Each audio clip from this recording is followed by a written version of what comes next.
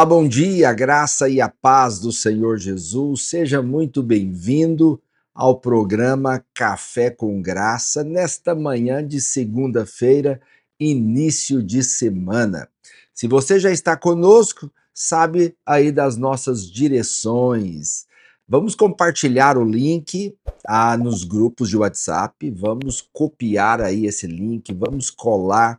Vamos avisar pessoas para que eles também sejam abençoados. Não esqueça de dar o seu joinha aí e também fazer um comentário, ok? Se você ainda não acionou aquele sininho, as notificações, faça isso, porque todas as vezes que começarmos aqui a live, vai chegar uma informação para você, uma notificação para você. Se você está chegando por agora, se inscreva no nosso canal e participe de todo o conteúdo que tem nele para você. Aleluia, glória a Deus. Manhã de segunda-feira, iniciando a semana, dia onde Deus vai encher o seu coração de alegria, de disposição. As pessoas naturais, elas encaram a segunda-feira como um dia terrível, né? Um dia pesado. Mas para nós que temos o Senhor no nosso coração, para nós que andamos com Deus, cada dia é um dia para desfrutar. E a segunda-feira é um dia também de sermos abençoados. Então estamos aqui cheios de motivação e alegria e paz. Como diz o texto da palavra de Deus, o reino de Deus não é só comida e bebida, ele é justiça, paz e alegria no espírito. Nós estamos aqui alegres e motivados para viver o melhor de Deus nesse dia. Amém? Glória a Deus. Hoje nós estamos virando um capítulo. Nós já estudamos o capítulo 1 e o capítulo 2 de Gênesis. Se você ainda não ouviu, não assistiu, eu peço que você volte lá.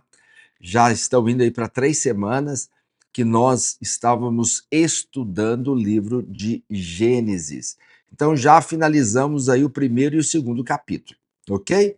E agora nós vamos entrar no capítulo 3, relembrando você que o capítulo 1 mostra o propósito de Deus, propósito eterno de Deus. Deus então criou o homem para compartilhar da sua vida com ele. Né? A terra é criada, a queda acontece, Deus então, a terra se encontra em treva, vazia, e o Senhor vem e diz: haja luz e houve luz, e tudo aquilo ali nós estudamos, e Deus revela então o seu propósito, ok? No capítulo 2, Deus mostra como alcançar esse propósito. Mas antes do propósito de Deus ser cumprido, Satanás entra em cena. E ele entra em cena aqui para destruir, frustrar o propósito de Deus na vida do homem. É assim que o diabo age. Então, nós vamos estudar aqui a queda do homem em 3 aspectos principais. Primeiro, é a base da tentação. O homem foi tentado para cair. Qual que é a base da tentação? Segundo, o processo da tentação. Qual foi o processo usado? E terceiro, a consequência da tentação, ou a consequência da queda. Porque o homem caiu, né? Ele ouviu a tentação de Satanás, da serpente e caiu, ok? Então, nós estamos aqui para estudar esses 3 pontos hoje. Mas antes de entrar no texto de Gênesis 3:1, eu preciso ler com você Gênesis 2:15 para você entender, então, quais foram as direções de Deus, para você relembrar isso, para então nós seguirmos. Vamos ler? Tomou, pois, o Senhor Deus ao homem e o colocou no jardim do Éden, para o cultivar e o guardar. E o Senhor Deus lhe deu esta ordem: de toda a árvore do jardim comerás livremente, mas da árvore do conhecimento do bem e do mal não comerás, porque no dia em que dela comeres, certamente morrerás. Estas são as direções de Deus para o homem. Quais são as direções? Você pode comer de todas as árvores. inclusive da árvore principal, que é a árvore da vida. Mas da árvore do conhecimento do bem e do mal você não come.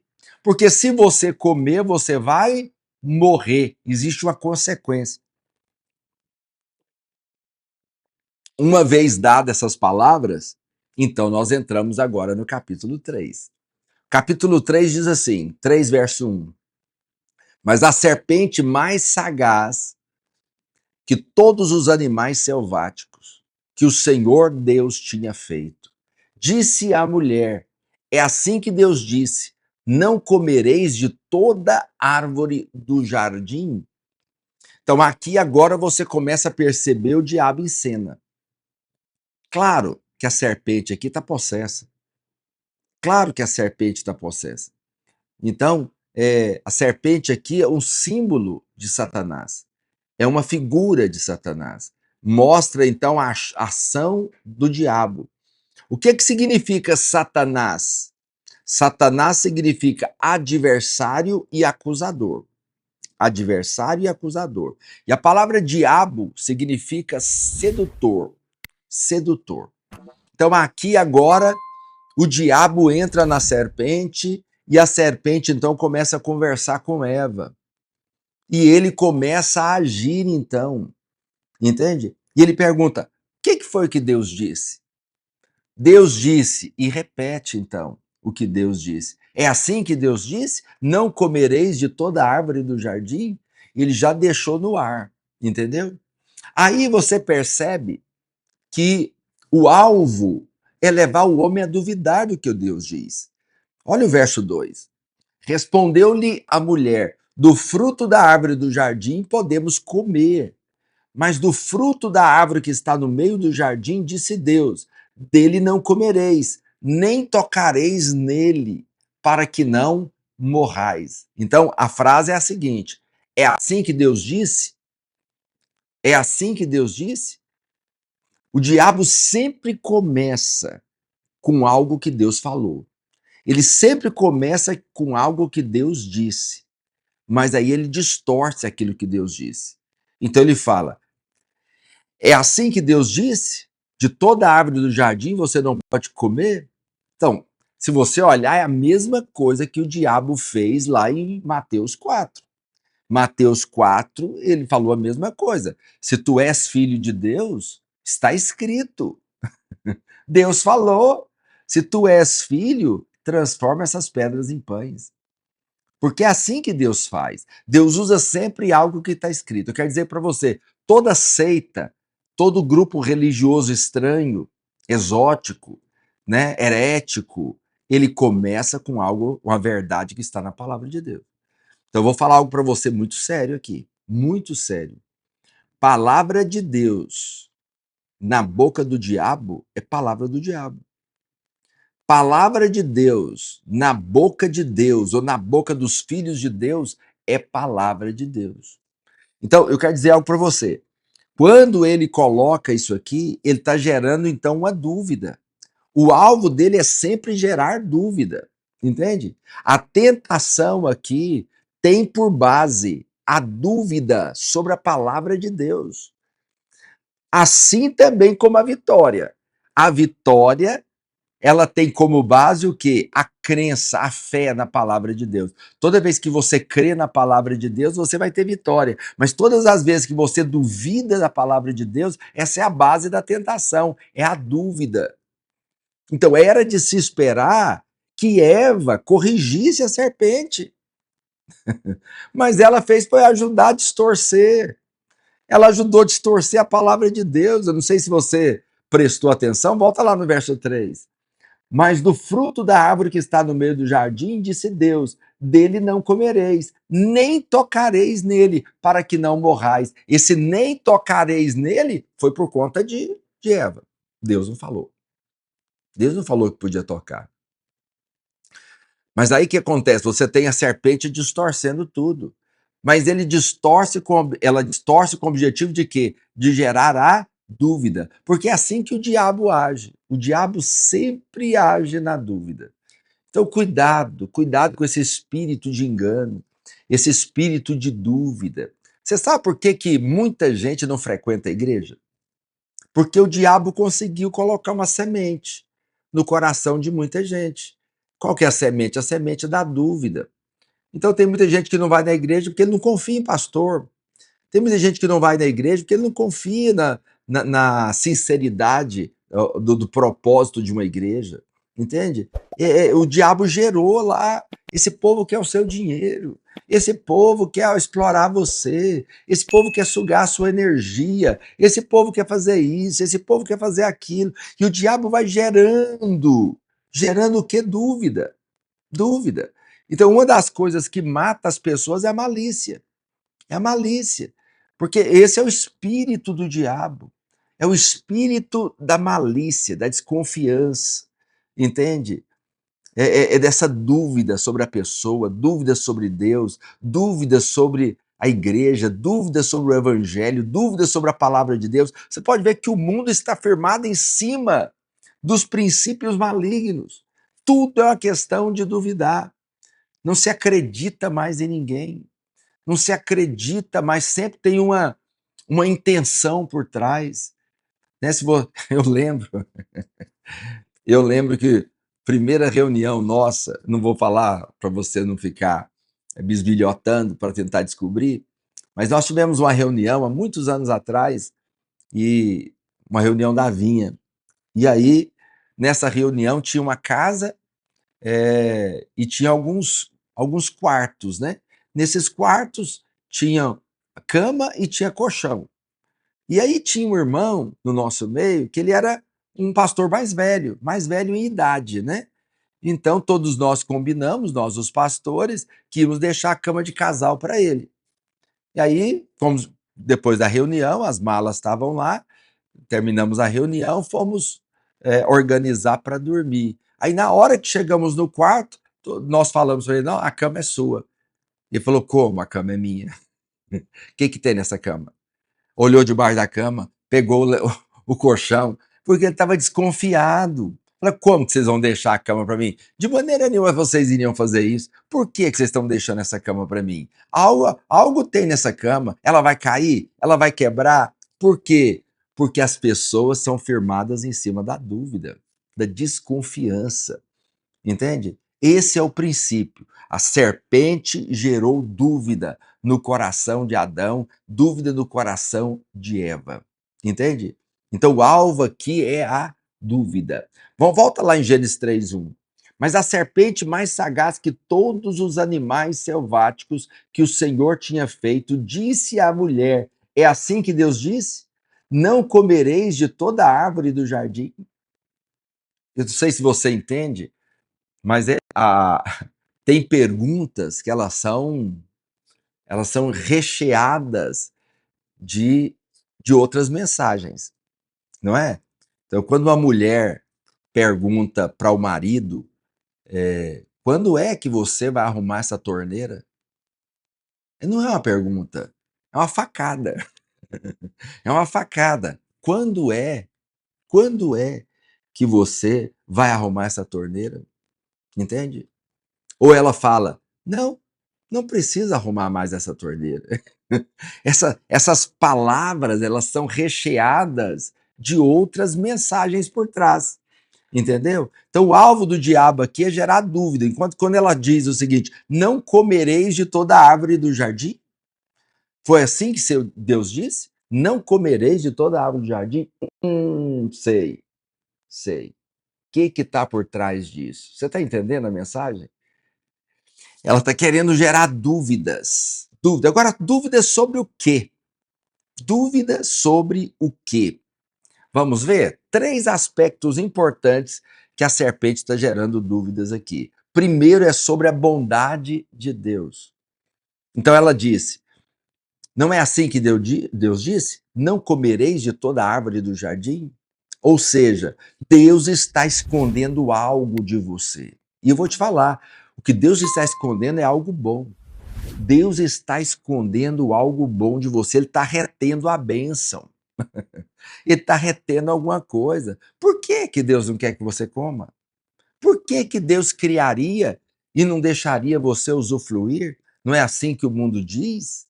Por que que Deus criaria o sexo e não deixaria você usufruir disso? Por quê? Entende? Sempre a dúvida é sobre a bondade de Deus. Deus não é bom. Deus é mau. Ele está te escondendo alguma coisa. Ele está escondendo alguma coisa boa de você. Ele não quer que você usufrua daquilo que ele criou. Por quê? Porque ele é mau. No final das contas, a dúvida é da bondade de Deus. Mas sabe o que diz Efésios 1:3? Bendito Deus de nosso Pai Jesus Cristo, que nos tem abençoado com toda sorte de bênção espiritual nas regiões celestiais em Cristo. Deus já tem nos abençoado.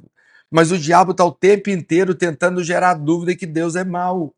Deus é mau. Por quê? Porque nós tendemos a duvidar da bondade de Deus. Porque olhamos a bondade de Deus, o amor de Deus baseado na circunstância. Mas eu quero dizer algo para você, o amor de Deus, ele não é provado se você foi curado ou não. Ele não é provado se você foi próspero ou não. Ele foi provado na cruz há 2000 anos atrás, quando você tinha que ser pregado lá e ele morreu no seu lugar.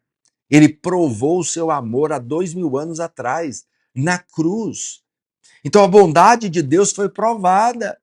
Mas o tempo inteiro o diabo quer mostrar que Deus é mau, que Deus está escondendo alguma coisa, que Deus tem algo, uma carta na manga, mas não quer te dar.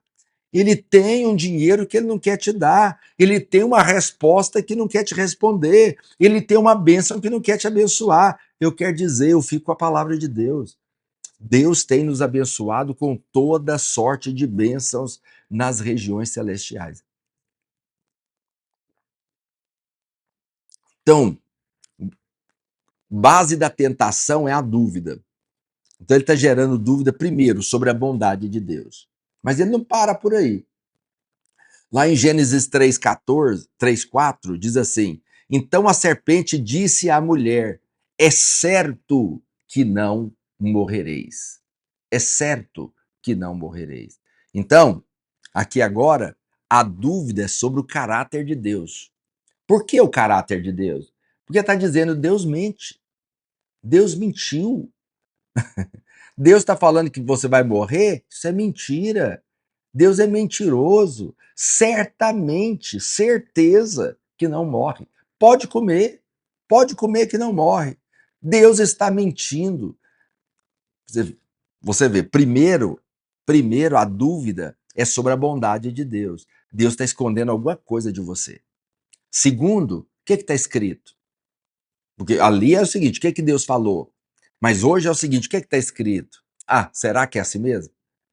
Ah, com certeza não é. Faz para você ver. Pode fazer.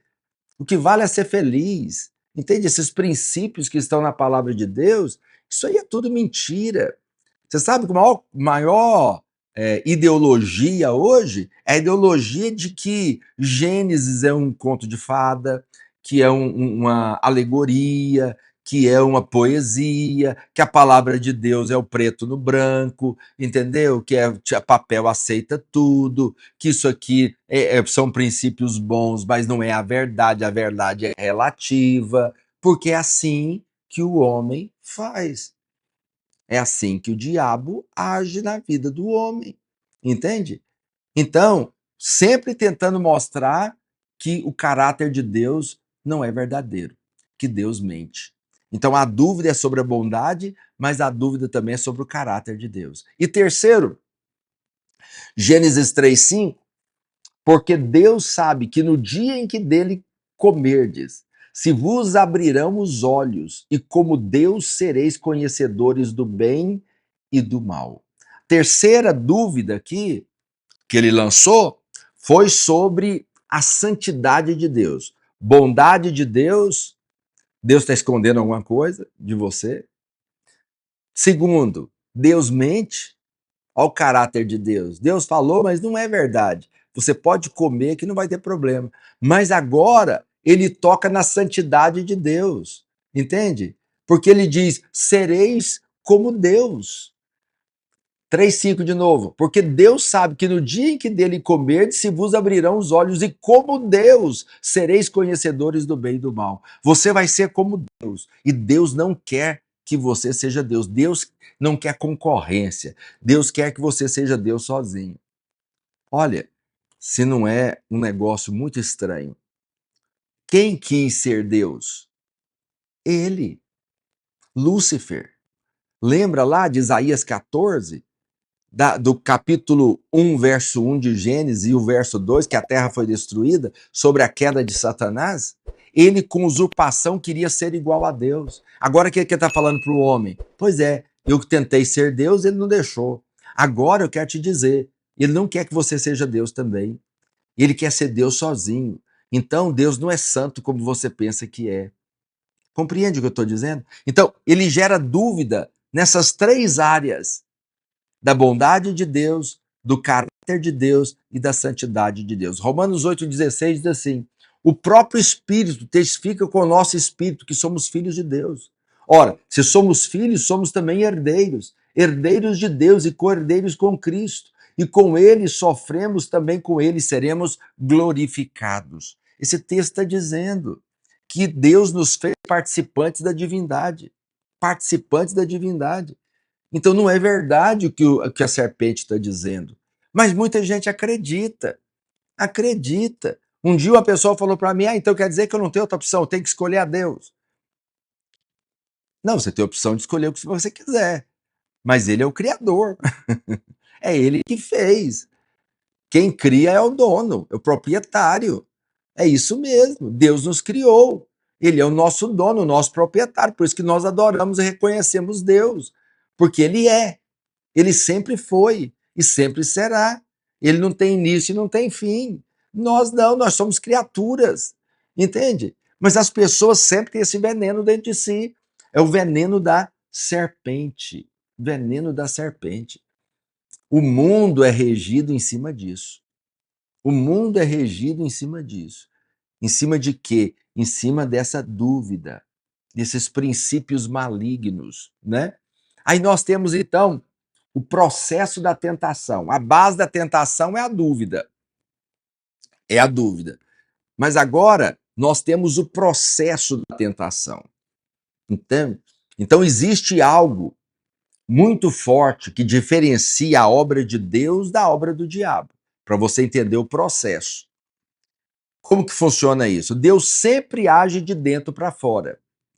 O diabo sempre age de fora para dentro.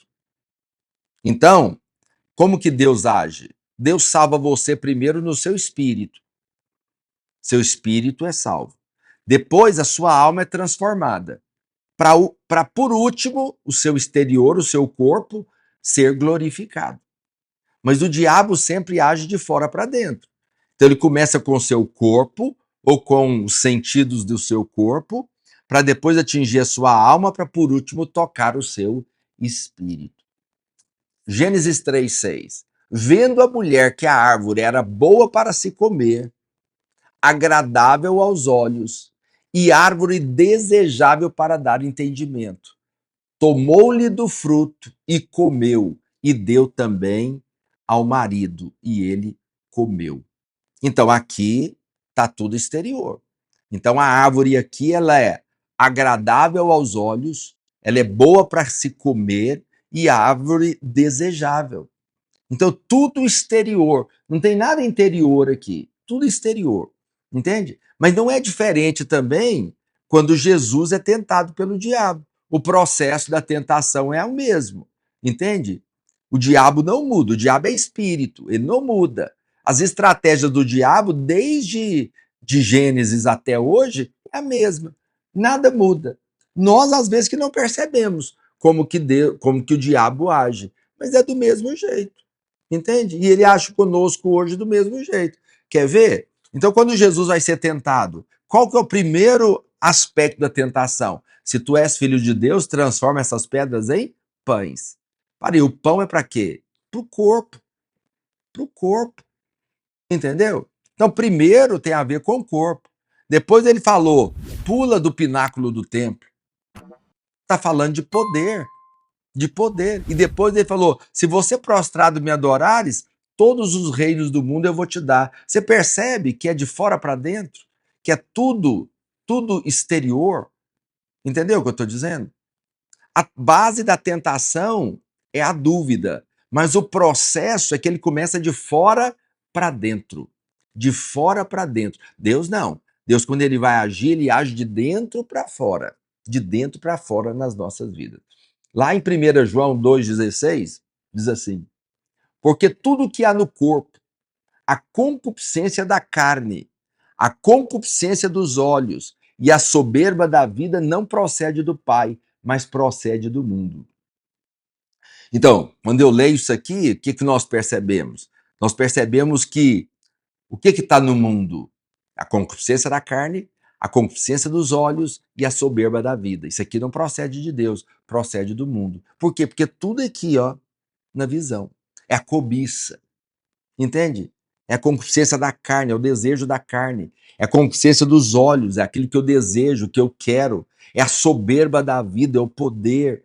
Então, tudo isso aqui é a base, é a processo da tentação, entende? O diabo sempre vai agir de fora para dentro, mas Deus sempre age de dentro para fora. Então, eu vou te dar aqui uma ilustração para você entender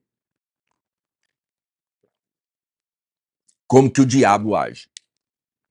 Bom, suponhamos que esteja escrito na palavra de Deus, suponhamos que esteja escrito, não comerás pizza. Está escrito, então é um pecado comer pizza. Você acaba de jantar em casa, você acabou de jantar um camarão, uma salada muito boa, você comeu muito bem, e você sai. E quando você sai, a primeira coisa que o diabo faz é chamar a sua atenção.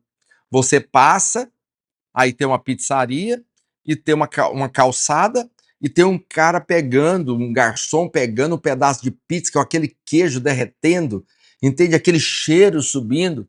Você acabou de jantar, mas quando você olhou, que você viu aquela pizza, chamou sua atenção. Você está andando e olhando aquela pizza. Por quê? Porque a primeira coisa que ele faz é chamar a sua atenção. Para o caminho da queda é isso, ele chama a sua atenção.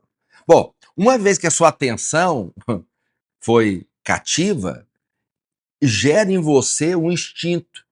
É um instinto automático do corpo. Você não está com fome, você já comeu, você já jantou, mas você viu a pizza. Aquele cheiro veio, gerou o que em você? A sua boca encheu de água. Gerou em você agora fome.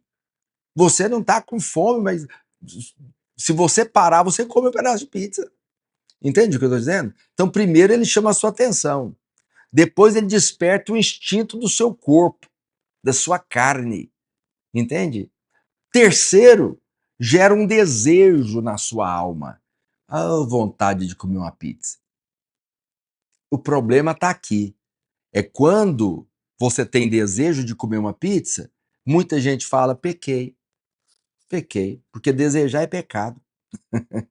Mas a pergunta é aonde na palavra de Deus está escrito que desejar é pecado.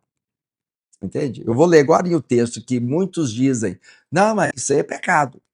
Então até aqui não é pecado, é tentação. Você está sendo tentado. Então, você só não deve cair. Mas ser tentado não é pecado. Todos nós somos tentados. Mas não devemos cair na tentação.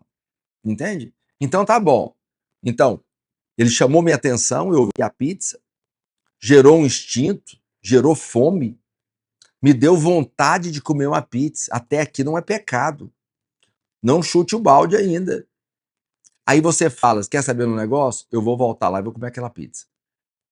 Aí você sai, vira e caminha para ir comer a pizza. Quando você vira para comer a pizza, você encontra com o irmão da igreja.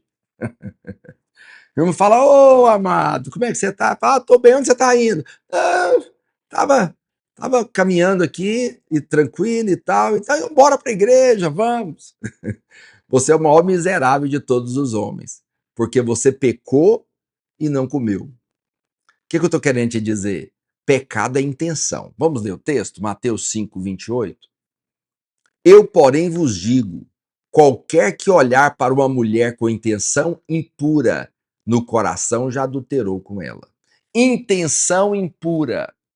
Então, o que é pecado? É desejo ou intenção?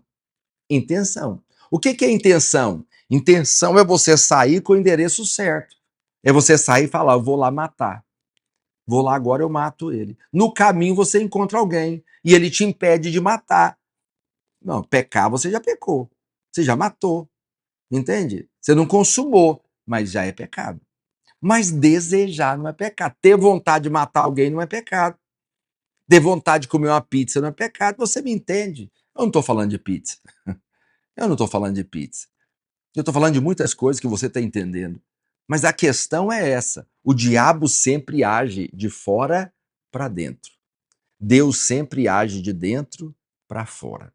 Compreende isso? Isso aqui é para te mostrar, então, a base da tentação, que é a dúvida sobre a bondade de Deus, caráter de Deus e a santidade de Deus. Mas o processo da tentação é esse.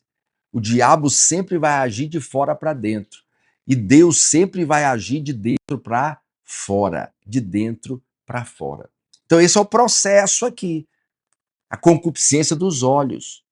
É a árvore desejável para dar entendimento, boa para se comer. Árvore agradável. É assim. As coisas do mundo são sempre assim. Tudo muito agradável. Entende? Eles querem mostrar o pecado como algo divertido, como algo alegre. Tudo tem que ser muito descontraído, entende? Tudo que tiver uma pressão, tiver uma correção, uma exortação, não é de Deus essas coisas. Porque Deus é assim, entende? Não quer dizer que Deus não é assim. Deus trabalha com você de dentro para fora. O diabo trabalha de fora para dentro. O diabo vai chamar a sua atenção, o diabo vai despertar em você um instinto, o diabo vai gerar em você um desejo. Até aqui não é pecado, não chute o balde.